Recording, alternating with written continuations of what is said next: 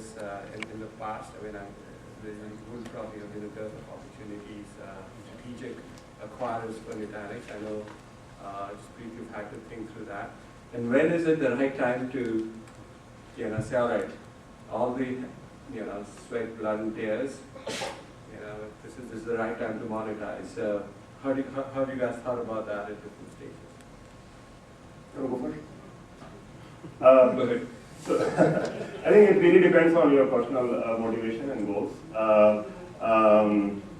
When we started Nutanix, between the three of us, we never talked about an exit strategy.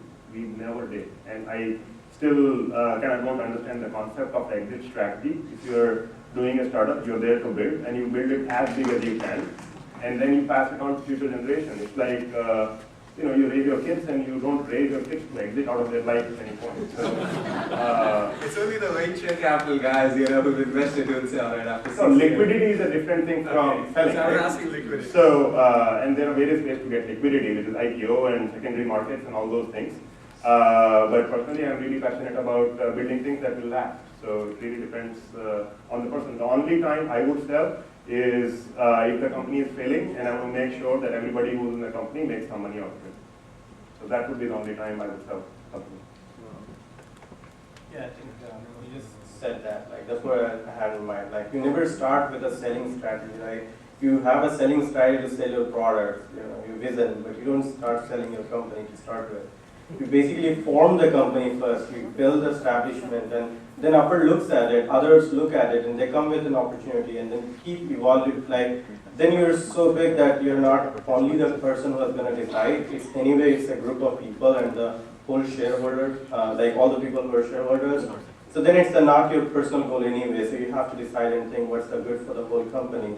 So it's a very, very sort of evolutionary thing which comes on the way. But you never start with that. You should never think about it. And it's always good to have that perspective because VCs will always ask you, who can you sell it and how can you make money with. So you have to have like 10 companies who are in the similar market, and you can tell that if you do great, like they were the one who will get you. But you never start because if you do that, then they're so big. You're trying to compete with them with the small size of the team. You just cannot. So that really changes your way and vision in a very different way. I think I agree with both of them. It's mostly for the reason of raising liquidity and raising funds for the growth of the business. Now you have no choice but to disagree because all three of us have agreed. So one make it interesting. I see as three different stakeholders in a single business. Your investors and your employees. You may have a different path than your employees and your investors. We did have one or two good options to sell, and the decision came down to simple fact that what do you want to do? Obviously, majority of entrepreneurs want to learn. Learning is an interesting thing. Every year you learn something new, which you wouldn't have learned. If you sell right now, you got to spend same 4 or 5 years to get to a stage to learn what you really left off. So for you, the choice is simple: to continue to invest and fund and grow the company. Then it's the investors, the VC and the shareholders. If you've chosen them right, you also understand their understanding of their partnership. They also have their portfolio to manage, and it's a business partnership which you have to respect. And sometimes they have a situation which may push you to partially sell or fully sell. The third part is your team and your employees. How much fatigue they are. How many iterations have they been through of a business plan, of a pivot? Your energy levels are completely different from your team. So, one thing I did when I got an offer, a crazy offer, to go back to my team and ask them, are we in or are we selling? And I think since I asked, I got a huge buy-in not to sell, and it really helped me to push forward. So your team and their fatigue is very, very important. Not everybody on the same level. They have their personal things going on or otherwise going on too. And sometimes just balancing the things really helps you. I think that's very well said. And a big hallmark of a successful CEO entrepreneur is where he can carry at least what we would call as the entire team by his side. Because the most successful executives you've backed are where the team actually by and large speaks the language of the entrepreneur. So we'll take one last question. We don't want to keep people away from the drinks and the networking, but we'll take one last question. Hi, this is Senthil, IND 2007. Ajit, you spoke about market risk versus execution risk. So it seems pretty intuitive to, especially when you're doing a first startup, to pick some idea where there is a less market risk, where there is a proven market. But what do you suggest if you have a real gut feel that here is an idea, you really want to pursue it, you know that there is a recognition of need, but no real established market out there, you're probably going to create a market. Do you really recommend such such a choice, or how to mitigate that?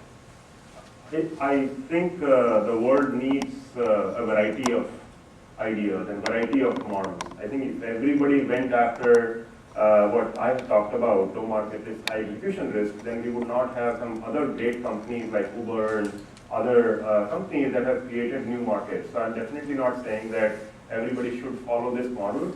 What I'm saying is that you have to be aware of the model you are following and execute to that. If market risk is high, go mitigate that market risk before you try to raise a lot of money or try to recruit a lot of people and waste years of their life trying to chase an idea because you are excited about the idea but there is no market.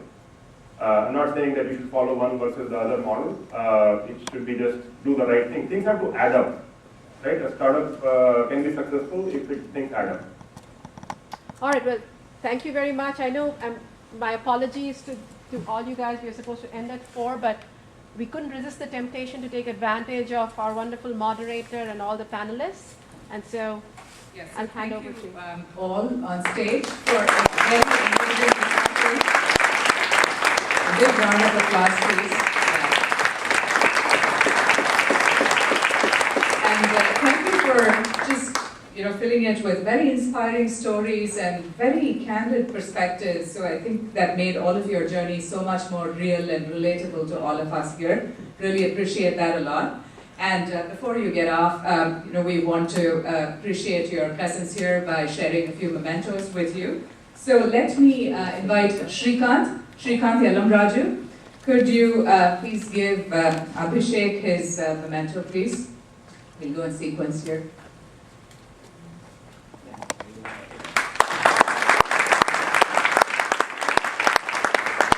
Next up, Amit Kamble to give Shekhar Dio his memento.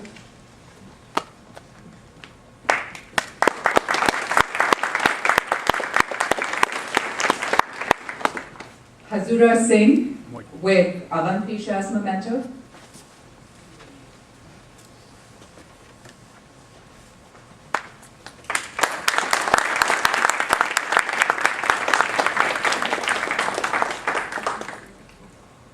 Zainab Jamal with Ajit Singh's memento.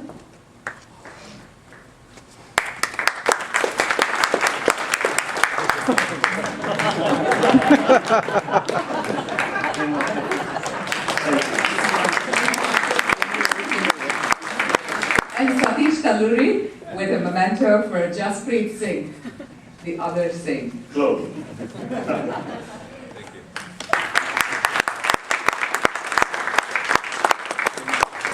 So thank you all. Can I request the volunteers to come up to stage for a quick picture, and then we will move to